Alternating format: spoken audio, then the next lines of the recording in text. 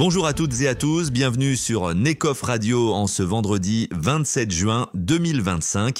Ce matin dans vos titres, Manchester City épate en Coupe du Monde des clubs, tension persistante entre Israël et l'Iran, un incident insolite dans un aéroport japonais et une opportunité d'animation offerte par Necof Radio. C'est parti.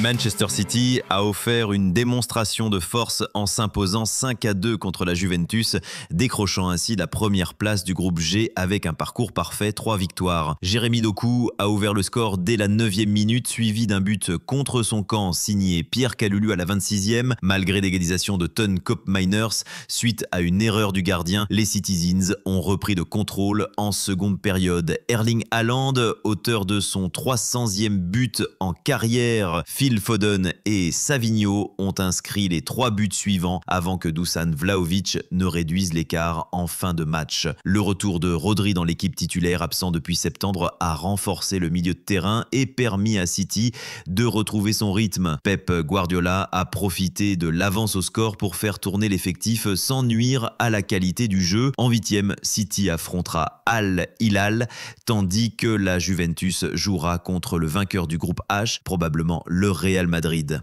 2 jours après l'entrée en vigueur d'un cessez-le-feu de 12 jours entre Israël et l'Iran, la situation reste volatile. Les bombardiers américains B-2 ont visé des sites nucléaires sensibles à Fordo, Natanz et Isfahan, causant des dégâts importants sur les centrifugeuses et infrastructures critiques. L'AIEA confirme la destruction de structures majeures, même si le programme iranien pourrait être ralenti seulement de quelques mois. En réponse, l'Iran a tiré des missiles vers une base américaine au Qatar, interceptée par les défenses américaines. L'escalade reste possible malgré la trêve et les tensions géopolitiques demeurent élevées. Jeudi matin, 12 vols ont été annulés à l'aéroport de Yamagata, situé dans le nord du Japon, après la présence d'un ours noir sur une piste. Les tentatives du personnel pour l'éloigner ont échoué, obligeant à fermer temporairement l'aéroport.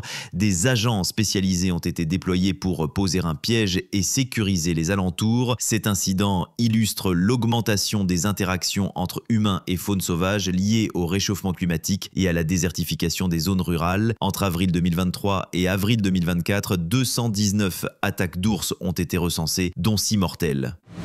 Necof Radio offre à tous ceux qui le souhaitent l'opportunité unique d'animer leur propre émission pendant 10 minutes gratuitement. Si vous êtes intéressé, contactez-nous rapidement. L'antenne est à vous pour partager votre voix, vos idées, vos défis et vos passions. Une initiative pour encourager la diversité d'expression sur nos ondes. Merci de nous avoir écoutés sur Necof Radio. Si vous êtes nouveau à notre chaîne, vous pouvez retrouver toutes nos informations sur notre site web necofradio.com et sur nos réseaux sociaux. Passez une excellente journée, prenez soin de vous et restez connectés.